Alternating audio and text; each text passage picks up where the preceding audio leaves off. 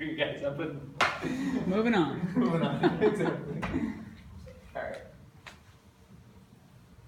So I'm going to skip the map. I'll post it, and that's code for you won't have to derive it. But anyway, it's not brutal. I mean, you're just carrying this through where you have the conjugate prior, and you're carrying it. Doesn't matter. Let's just solve this because this is more interesting. So what the question is here is, what's the shape of this probability? So the probability of A, given this was my prior. So this is my mean for my prior. Is that right? No, the variance of my prior, sorry. So still about reading it. So yeah, this is the variance of my prior. So I'm specifying an idea of what I know ahead of time. So what's the shape of P of A given lambda is my variance increases.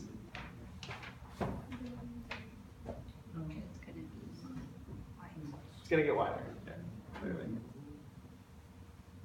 Because this is a wider variance, so it's going to affect it by getting wider.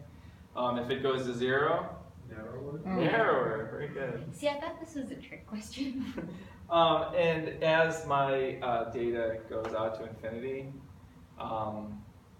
it does narrower. And narrower. If any, well, hold on, let's see. So, no, it doesn't matter because it's actually, It's A given lambda, right? yeah, it's A given lambda, right? So it's not dependent on it at all, so it'll stay the same. So, see, that's because it's A given lambda, right? So if I say the shape of P of Y, so this is the case where I'm using the data.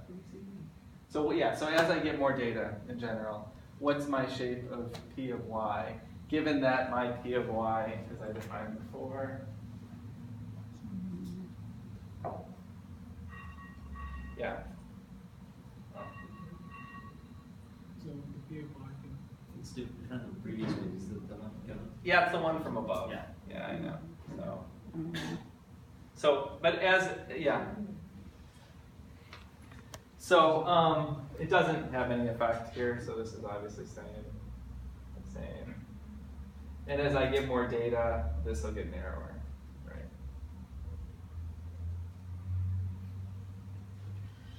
And my error rate, as lambda goes to infinity, you'd expect that the distance between the maximum likelihood and the map, that this decreases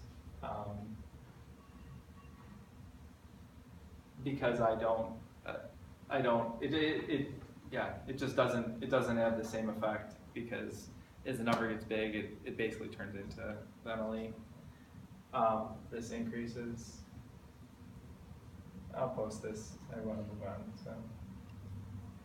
So. And that this decreases because as I get more data, effectively one will look like the other. So, yeah, not interesting. Yeah. The Emily is what we just calculated in the previous part, right? Sigma and sigma. Right, what the parameters are, right? Yeah, and how do I know what's A and now? Oh, so that's the parameters computed that I skipped the last part. Yeah. But yeah, it's really, I probably shouldn't bother with the table, frankly. I'll post this. It's harder than you need to do. The next one's actually a good question, so I'll get to that. Because this is a quick question about regularization. Okay, so if we're doing logistic regression,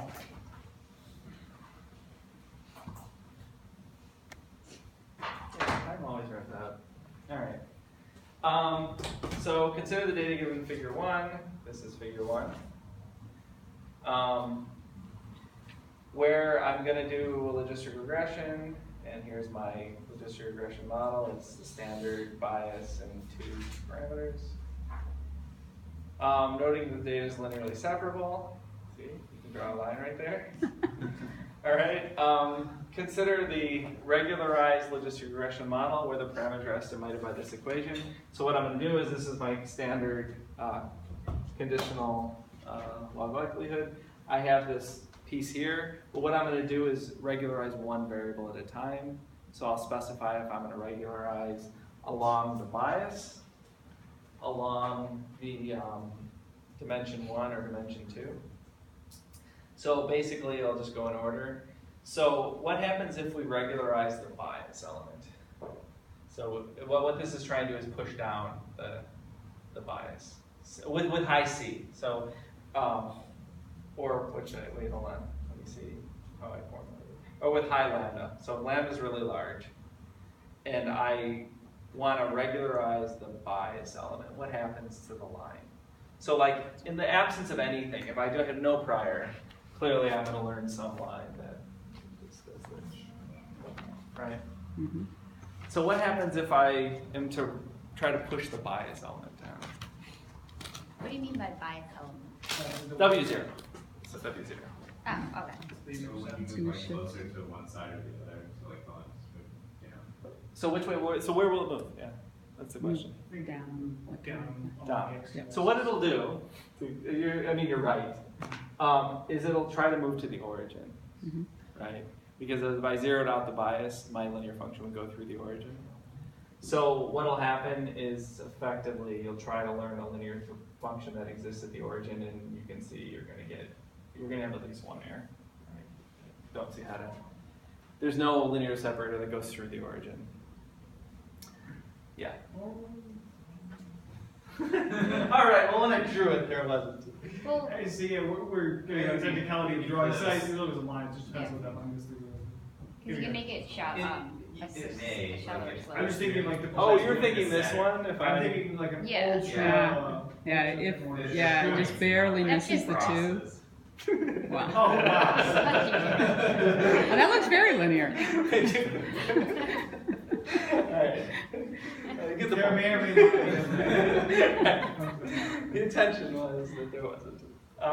Okay, so the second case is that I'm going to push down the weight for x1, which means that this line becomes more horizontal, basically, right? Because x1 will become less and less important in terms of the slope. So I'll try to make a horizontal line, which clearly will do fine.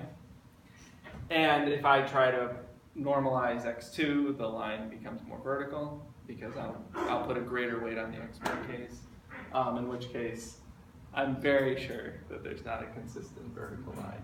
You meant x2 just now, right? Yeah, for 2, right? So it'll become more vertical, and then there's no way I'm going to learn a consistent classifier to go through.